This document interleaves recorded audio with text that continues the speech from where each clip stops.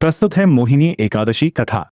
युधिष्ठिर जी पूछते हैं, जनार्दन, वैशाख मास के शुक्ल पक्ष में किस नाम की एकादशी होती है? उसका क्या फल है?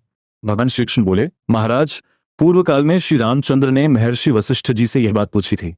श्री राम ने कहा, भगवान, जो समस्त पापों का क्षय तथा मनुष्य को दुखों से निवृत्त करने वाले व्रतों में उत्तम हो, उसे मैं सुनना चाहता हूं।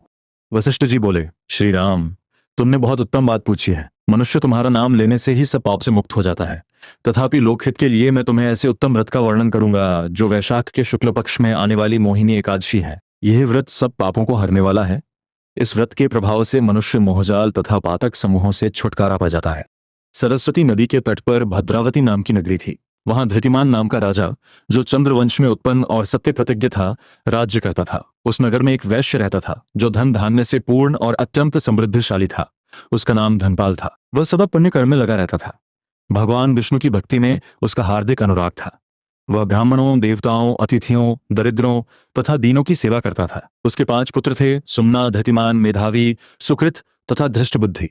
धृष्टबुद्धि गलत संगत में पड़कर पाप कर्मों में लग गया। जुआ आदि दुर्व्यसनों में उसकी बड़ी आसक्ति हो गई।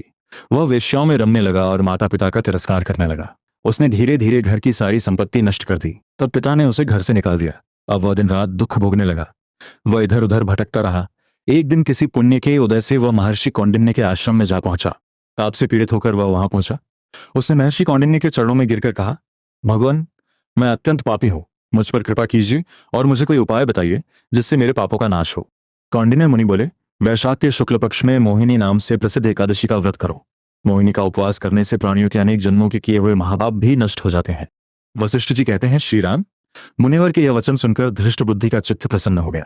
उसने विधिपूर्वक मोहिनी एकादशी का व्रत किया।